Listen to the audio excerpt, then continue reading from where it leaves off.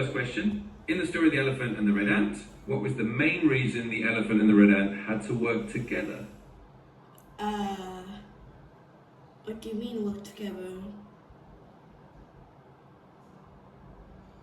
Good question. I just meant in the context of the story. Usually in a tale like that, there's some kind of problem or situation where two very different characters end up needing to help each other. So you can just tell me what they had to do together in the story and we'll go from there. Well, they didn't really help, but let me explain the story. So there was this elephant, and the elephant liked to show off and often bully small animals,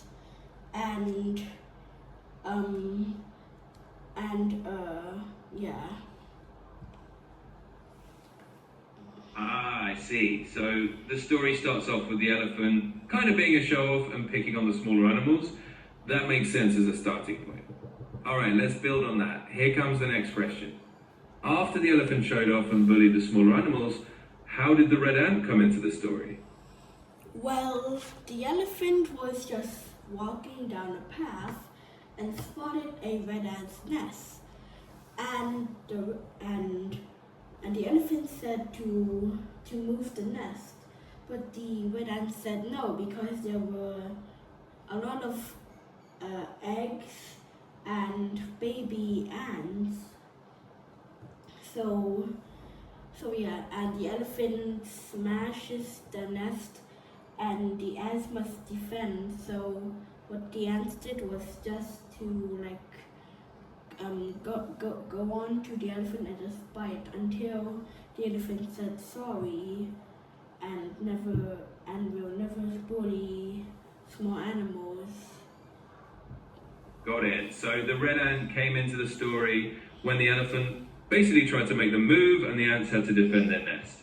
That's a great turning point. All right, next question. After the ants started defending themselves and biting the elephant, how did the elephant actually feel and what did he learn from that experience?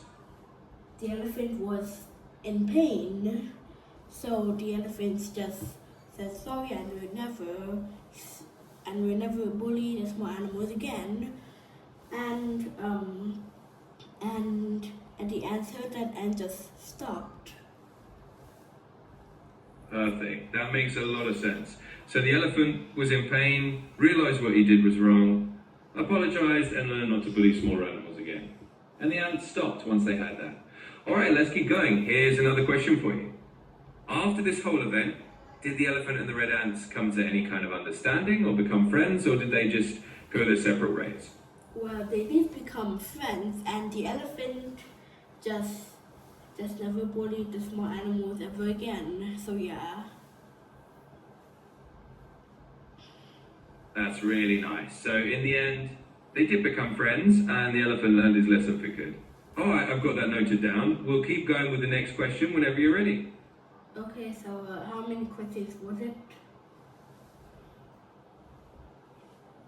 So far, that was our fourth question. We've got a few more to go to reach a total of 12, and I'll keep track as we go. Let me know when you're set for the next one. Yeah, just continue. Absolutely, let's keep going. So here's the fifth question. After the elephant and the red ants became friends, did the elephant do anything special to show he had changed? Or did he help the ants in some way afterward? In the story, I would say no. All right, that's totally fine. So in the story, he didn't do anything extra afterward, and that's how it wrapped up. Perfect, I'll note that down. Let's move on to the next question. Next question. Absolutely, let's keep it rolling. So here's question number 6. In the story, was there any lesson or moral that the author wanted readers to learn from the elephant and the red ant's experience? Yeah, there is a moral of this story, and it is the moral of the story is to don't bully others, and if you do, your bad actions might come back to you. Also, I do have the storybook that I'm holding right now. That's a great moral. So it's all about not bullying others and understanding that if you do, those actions can come back around to you. And it's nice to know you've got the actual storybook in hand. We'll keep going with a few more questions and we'll get the full picture. Let's do the next one. Next question. You got it. Here's question number 7. Since you're holding the storybook right now, is there any particular illustration or part of the book that you really like or find interesting? I do not really know, but I don't really know. I would say technically no. So yeah.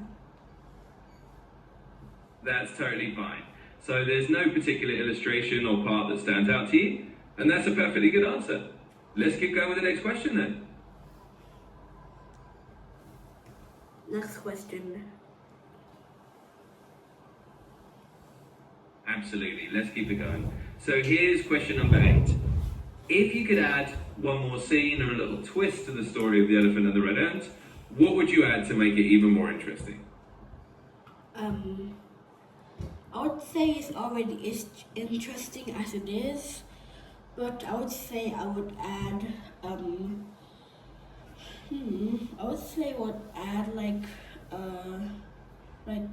I don't know. I'm just gonna add nothing since yeah, I like it how it is anyways. Absolutely, that's a great perspective. If you like it just the way it is, there's no need to add anything else. Sometimes the story just works perfectly on its own. All right, let's continue on to the next question then. Next question. All right, let's go on to question number 9 then. Here's one for you. If you were to tell this story to someone else, maybe to a friend or a younger kid, how would you describe the elephant's personality at the start versus at the end of the story? Well, I would say like the elephant is always like a bully, you know, like those mean kids at school, and like to show off, but for the end, I would say the elephant became kind and gentle. Exactly, that's a perfect way to put it. So at the start, the elephant was kind of like a school bully who loved to show off, and by the end, he transformed into a much kinder and gentler character. All right, that was question 9. Let's move on to question 10. Next question, please. Sure thing. Here's question number 10. If this story had a different setting, like maybe it took place in a snowy forest or a desert, do you think that would change the story at all, or would it stay pretty much the same? I would say technically the same, but I would say the animals might be different. Like in a snowy biome, I would say like maybe like a mammoth, aka like a elephant that lives in the cold, and maybe like a snow fox's burrow or something. I think foxes lived in a burrow. Not sure, but that's what I think. So yeah. Absolutely, that makes a lot of sense. So the story itself would stay the same, but you just have different animals that fit the setting, like a mammoth in a snowy place, or maybe some snow foxes. Great idea. All right, let's go on to question 11. Next question. You got it. Here's question number 11. If you were to give the elephant a name and the red ant a name, what names would you choose for them? I would say for the elephant, I would say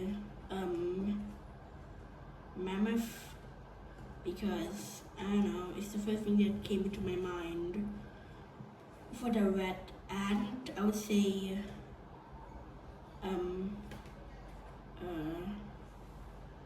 Those are fun choices. So calling the elephant something like mammoth is a nice, big, memorable name. And whenever you think of a name for the red ant, feel free to jump in. All right, let's finish up with our 12th and final question next.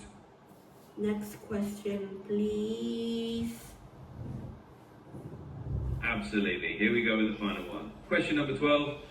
After going through all these details, do you feel like this story has become one of your favorites? Or do you just think it's a nice little tale? I would say I do like it, but I don't really have any interest for it. Absolutely, that's a totally fair answer. So it's a story you like, but it doesn't have to be a favourite, just a nice little tale to know. And that wraps up all 12 questions. Thanks for going through them with me.